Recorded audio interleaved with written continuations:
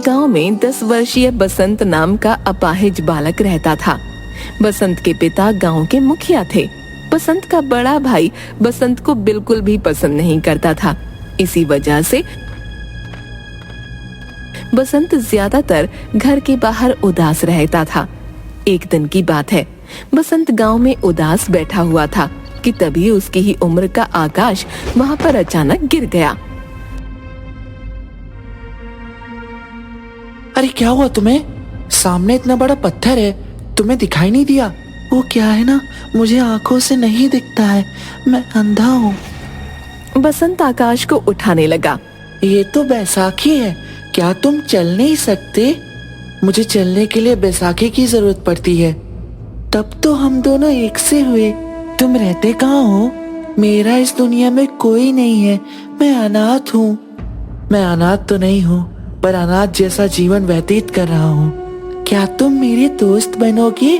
क्यों नहीं, गांव में मेरे साथ कोई नहीं खेलता, कोई मुझसे बात तक नहीं करता। आज के बाद मैं तुमसे बात करूंगा। आज से हम दोनों पक्के दोस्त हुए। उस दिन के बाद आकाश और बसंत में गहरी दोस्ती हो गई। मगर कुछ दिन बाद अचानक आकाश गायब हो गया। बसंत ने उसे बहुत ढूंढा, मगर वो नहीं मिला। आकाश का इंतजार करते हुए बसंत जवान हो गया। एक दिन बसंत अपने कमरे में गहरी नींद सो रहा था कि तभी उसकी बड़ी भाभी गुस्से से कमरे में आ गई। अरे दोपहर के 11 बज रहे हैं लाड साहब, सब्जी नहीं लानी क्या? क्या दोपहर के 11 बज गए? क्षमा करना भाभी, क्या है कि कल मुझे पूरी रात नींद नहीं आई। ऐसा क्या कर रहे थे रात में कि पूरी नींद ही नहीं आई? कहीं किसी लड़की से कोई चक्कर तो नहीं हो गया? ये कैसी बात कर रही हो आप भाभी? मेरे इस तरह के संस्कार बिल्कुल नहीं है। तुम कोई काम काज तो करते हो नहीं, तुम्हारा काम तो बस बैसाखी पकड़कर इधर उधर डोलना रह गया है।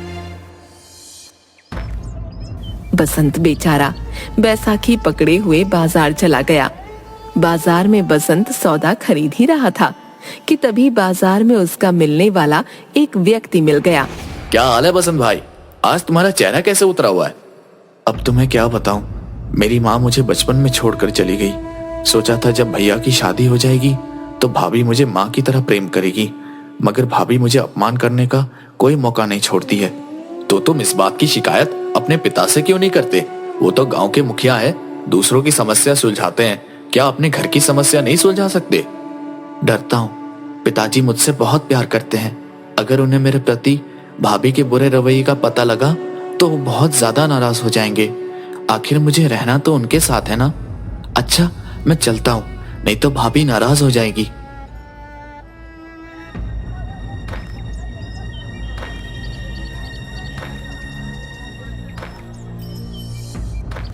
बसंत घर चला गया।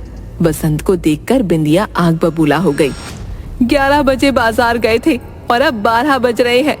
इतनी देर में तो पूरी सब्जी मार्केट खरीद कर ले आती हूँ मैं। ये कैसी बात कर रही हो आप भाभी? भाभी आप तो जानती हैं कि मैं अपाहिज हूँ। मैं आम लोगों की तरह जल्दी जल्दी नहीं चल सकता। मुझे तो कदम कदम पर इस बैसाखी की जरूरत पड़ती है। जुबान लड़ाता है बदतमीज। इतना कह के बिंदिया ने एक तेज चांटा बसंत के गाल पर मार दिया। तभी बसंत का भाई कल्लना गया। क्या हुआ, इतना नाराज क्यों हो रही हो? तुमने ऐसे थप्पड़ क्यों मारा? देखिए जी, 11 बजे बाजार गया था, 12 बजे लौटा है। 1 घंटे से इसका इंतजार कर रही हूँ मैं। सही किया तुमने, इसके गाल पर एक थप्पड़ जड़ दिया। वैसे भी पिताजी ने इसे बहुत ज्यादा सर पर चढ़ा रखा है। बसंत आंखों में आंसू लिए अपने कमरे में बैठ गया। दोपहर में उसे किसी ने खाना भी नहीं दिया। शाम को उसके पिता मुखिया उसके कमरे में आ गए। क्या बात है बसंत, इतने गुमसुम क्यों बैठे हुए हो? पिताजी बस ऐसे ही कुछ सोच रहा था। बसंत, मैं तुम्हारी आंख पढ़ सकता हूँ। तुम्हारी आंखों को देखकर मैं समझ गया कि किसी ने तुमसे कुछ कहा है और तुम भूखे भी लगते हो। मैं क्या करूं पिताजी, भाभी हमेशा मुझसे बगैर किसी बात की झगड़ा करती रहती है। तो तुम इसलिए उदास बैठे हुए हो बसंत? अपनी भाभी की बात पर ज्यादा ध्यान मत दिया करो। पिताजी, मैं उनकी बातों पर ज्यादा ध्यान नहीं देता, मगर आज भाभी ने मुझे बगैर किसी गलती के एक थप्पड़ मार दिया मुझे उनके थप्पड़ का बुरा भी नहीं लगा। पिताजी, बुरा मुझे इस बात का लगा कि थप्पड़ खाते हुए भैया ने भी देखा, मगर भाभी को डांटने की बजाय उल्टा ही वो मुझे अपमानित करने लगे। कभी कभी मुझे माँ की बहुत याद आती है पिताजी। मुझे तुम्हारी कभी कभी बड़ी चिंता होती है बसंत, कि मेरे बाद पता नहीं तुम्हारा क्या होगा। पता नहीं मेरे जाने के बाद तुम्हारा बड़ा भाई तुम्हें 2 वक्त की रोटी खिला भी पाएगा या नहीं। अगले दिन मुखिया ने अपने दोनों खेत बसंत के नाम कर दिए। इस बारे में बसंत के बड़े भाई को कुछ नहीं पता था, मगर अचानक मुखिया की मौत हो गई। मौत के कुछ दिन बाद मुखिया का दोस्त जगमोहन घर आया। मुझे ये कहते हुए अच्छा तो नहीं लग रहा, लेकिन मुखिया जी ने मरने से पहले मुझसे कहा था कि ये बात उनके मरने के बाद ही उनके बड़े बेटे को बताई जाए। इतना कहकर जगमोहन ने अपनी जेब से कुछ कागजात निकाल लिए। ये क्या है? मुखिया जी ने अपने दोनों खेत अपने सबसे छोटे बेटे बसंत के नाम कर दिया है। ये क्या कह रहे हो आप? पिताजी ने तो इस बारे में मुझे कभी कुछ बताया ही नहीं। शायद उन्हें लगता था कि उनके मरने के बाद तुम उनके पुत्र बसंत को और ज्यादा परेशान करोगे, इसलिए उन्होंने अपने दोनों खेत अपने छोटे बेटे के नाम कर दिया। हाय हाय, मुझे तो पहले से ही शक था कि पिताजी कुछ ऐसा ही करेंगे। अब तुम सब क्या करोगे? रह गए ना ठन ठन गोपाल सब के सब। अब ये तुम्हारा लंगड़ा भाई तुम पे जिंदगी भर शासन करेगा। ये तुम्हारा पारिवारिक मामला है। लड़ने और झगड़ने की बजाय आपस में बैठकर बातचीत से इस समस्या का समाधान कर लो। इतना बोलकर जगमोहन वहां से चला गया। कल्लन ने बसंत को धक्के देकर घर से निकाल दिया। बसंत बेचारा भूखा प्यासा दूसरे गांव में भटकने लगा। एक रात बसंत भूखा प्यासा जुगियापुर गांव में टहल रहा था कि तभी उसकी नजर एक व्यक्ति पर पड़ी जो घास पर बैठा हुआ भोजन कर रहा था। भोजन को देखकर बसंत के मुंह में पानी आ गया। वो सीधा उस व्यक्ति की ओर चला गया। भैया, क्या मुझे भी कुछ खाने को दोगे? उस व्यक्ति ने उंगलियों से टटोलते हुए एक रोटी का टुकड़ा बसंत को दे दिया। मेरा नाम आकाश है। आकाश? कहीं तुम वो आकाश तो नहीं जो मेरे बचपन के मित्र थे और तुम अचानक गायब हो गए थे? हाँ, मैं वही आकाश हूँ। कहीं तुम बसंत तो नहीं? हाँ, मैं बसंत हूँ। मेरे दोस्त, मैंने तुम्हें कहाँ कहाँ नहीं ढूंढा। तुम कहाँ चले गए थे? अब तुम्हें क्या बताऊं बसंत, गांव के एक व्यक्ति ने मुझे सड़क पार करने का वादा किया और अपनी मोटरसाइकिल के पीछे बिठा लिया और वो मुझे इस गांव से बहुत दूर शहर में छोड़ आया। तब से मैं ऐसे ही भटकता हुआ फिर रहा हूँ और इतने वर्ष बाद आज यहाँ तक लौट आया हूँ। तुम बताओ, तुम यहाँ पर क्या कर रहे हो?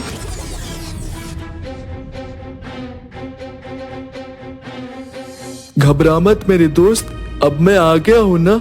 अब तू बिल्कुल भी चिंता मत कर। अब हम दोनों साथ साथ ही रहेंगे। उस दिन के बाद आकाश और बसंत साथ साथ रहने लगे। एक दिन बसंत कहीं जा रहा था, तभी जगमोहन उसे मिला। मैंने तुम्हें कहाँ कहाँ नहीं ढूंढा बसंत। तुम जुगियापुर गांव में क्या कर रहे हो? तुम्हारे भाई ने बताया कि तुम घर छोड़कर भाग गए। अब मैं अपने भैया से क्या उम्मीद कर सकता हूँ? बोलिए जगमोहन साहब, क्या जरूरी बात करनी है? बात यह है बसंत कि वसीयत करने से पहले तुम्हारे पिताजी ने तुम्हारा शारीरिक परीक्षण करवाया था। हाँ, मुझे याद है। पिताजी मुझे एक डॉक्टर के यहाँ पर लेके गए थे। उसने मेरी खून की जांच की थी। कुछ दिनों पहले ही रिपोर्ट मुझे प्राप्त हुई। तुम्हें एक भयानक बीमारी है बसंत। तुम इस दुनिया में कुछ दिनों के ही मेहमान हो। जगमोहन की बात सुनकर बसंत अंदर से हिलकर रह गया। उसकी आंखों से आंसू बहने लगे। कुछ देर बाद बसंत फीकी मुस्कुराहट के साथ बोला, वैसे भी जिंदगी में मुझे कभी सुख तो मिला नहीं जगमोहन साहब, तो क्या आप मुझे सिर्फ ये बताने के लिए यहाँ पर आए हैं?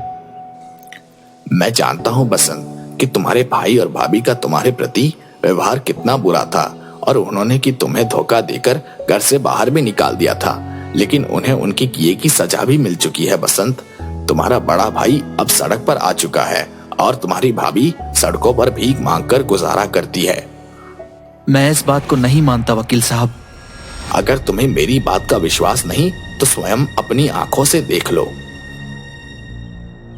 इतना कह के जगमोहन ने दूर से एक औरत की ओर इशारा कर दिया। उस औरत को देखकर बसंत पूरी तरह से चौंक गया। अरे ये तो भाभी है। तो क्या भैया को कहीं पर काम नहीं मिला?